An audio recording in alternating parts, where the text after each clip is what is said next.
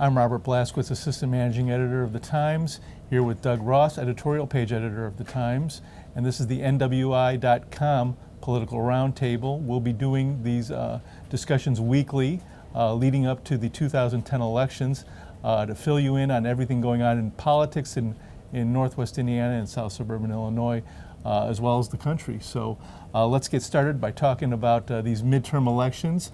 Midterm elections can sometimes be a little bit on the dull side, but there is some interest, I think, in this particular one. Boy, is there.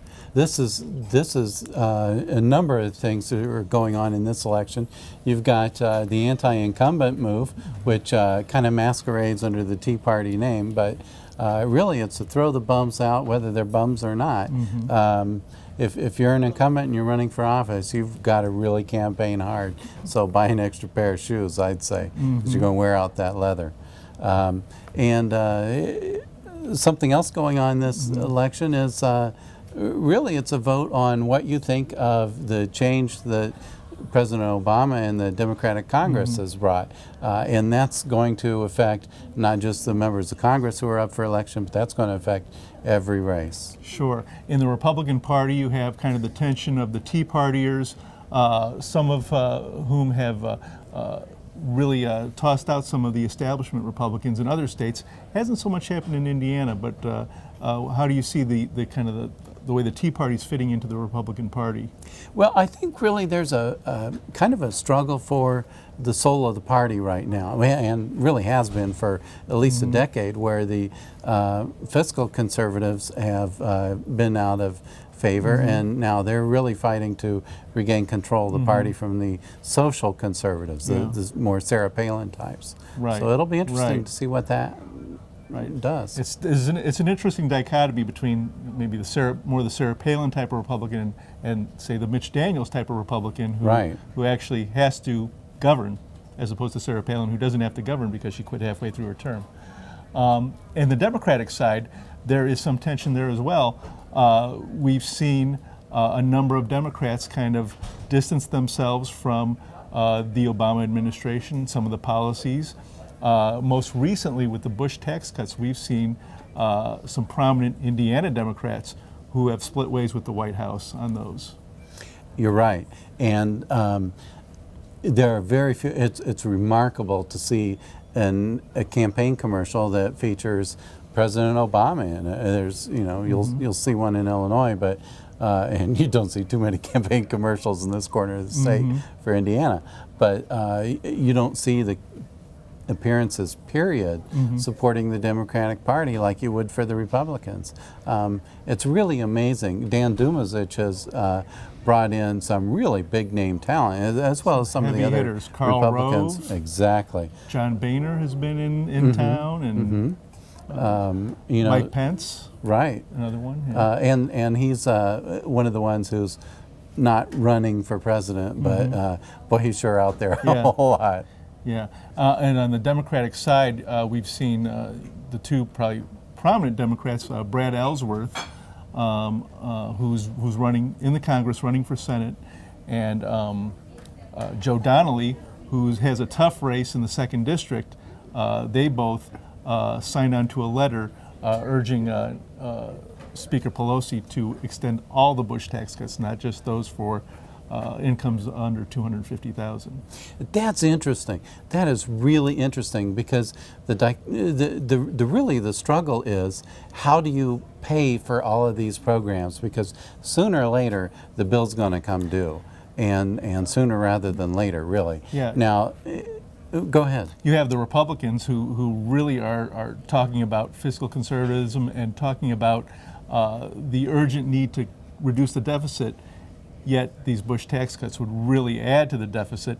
So there is some kind of disconnect there, isn't there? Well, there is, and there is for the Democrats too, because I mean they would tax the wealthy being above 250 grand, for taxes. They eliminate those tax cuts, but they continue the tax cuts for everybody else, which still means that you're adding to the deficit. Right, and just a technical note, we saw a video come up from the White House today which kind of explained something which people maybe have a misconception about. But the tax cuts really impact everyone for the first $250,000 of income. Millionaires get those tax cuts for their first $250,000. It's the income above $250,000, those tax cuts which will be pulled back under the White House plan. Right. Well, let's move on to some of the kind of the news of the week. We saw some interesting endorsements, particularly in the Indiana Senate race. You want to talk about those? Sure. Before we start with the endorsements, we should mention that there's a debate coming in the Indiana Senate race. Actually, a series of 3. If you want to get tickets, they're not going to be around here. But Indianapolis will be October 11th. You can go to indianadebatecommission.com. Let me get it right. indianadebatecommission.com. You can ask your questions there. You can try to get some of the free tickets there to attend that. That's going to be at IUPUI in Indianapolis. There's one that's going to be October 22nd, I believe, at Fort Wayne, and October 25th at Vincennes, if I remember correctly. And so, you know, none of them around here, but you can certainly get into that. Now, there are some endorsements that are starting to come in. As you mentioned, Dan Coates has got the Chamber of Commerce endorsement. Gee, what a shock, huh? As the Republican in that race. The NRA, I find this kind of interesting, is starting to endorse some Democrats. We, of course, Brad Ellsworth in that race, or, you know, why would we be talking about the Senate race? But also, Debbie Halverson recently got the an A+ rating from the NRA. She's a Democrat running for Congress in Illinois. Jerry Weller's old district, you might remember that. Sure, and a district with a lot of rural areas where and suburban and suburban areas. So you find those in those districts. I guess the Democratic legislators are really trying to respond to their constituents and standing up for gun rights and the Second Amendment issues. So it's certainly interesting. Also interesting things happening this week in the Indiana Secretary of State's race, some kind of charges going back and forth. There's always craziness in some rates. And this has been quite the year for residency complaints. Well, that was, there are 3 candidates in that race. There's a Libertarian, Charlie White is the one who's brought up on residency complaint about whether he made an improper vote using his ex-wife's address. He's the Republican in the race. Right. And of course the Democrat in the race, Vapasili, which is one of my favorite names in politics. Oh, yeah, what a great absolutely. Name. But he's the one bringing the charges, and of course the Republican campaign is, charging the Asili campaign with kind of dirty politics and all this. So, right. We're going back and forth. Let's get a little bit local now. We've seen, of course, in Northwest Indiana, the big news in the past week. 1 week ago today, we saw the conviction of East Chicago Mayor George Pabay, which in effect made him former East Chicago Mayor George Pabay. Right. So now we have a new mayor in East Chicago, and we have a number of people who are maneuvering to try to finish out Pabay's term.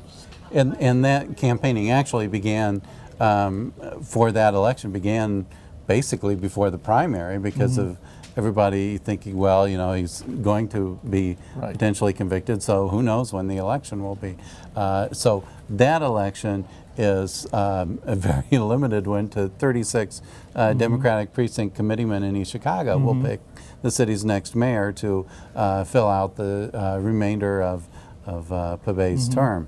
And I remember going to a candidates night, kind of educate the candidates on how to run a campaign thing before the primary, and ran into one of the candidates there, and I said, John, what are you doing here now? Isn't your election next year? He said, well.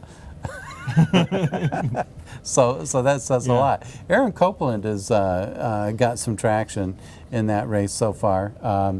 He's got until the 16th to build more, but he's got the backing of 5 of the councilmen. Right. So. It's the 5 councilmen who have kind of banded together, kind of in opposition to former Mayor Pabay. Right. Really on a number of issues, including the elected. These are the 5 that are pushing for an elected school board in East Chicago. So they kind of have a coalition, and it'll be interesting to see if they're able to wrangle enough votes out of those precinct committeemen, and how much of those. And Copeland has run for mayor before, so he knows how to run the game. Sure. So it'll be interesting. Should be very interesting. We'll keep an eye on it, along with all the other political happenings in Northwest Indiana. We'll be bringing you a new video presentation each week leading up to the election. So be sure to come back to NWI.com for the latest breaking news in politics and everything else. Thanks, Doug. Thank you.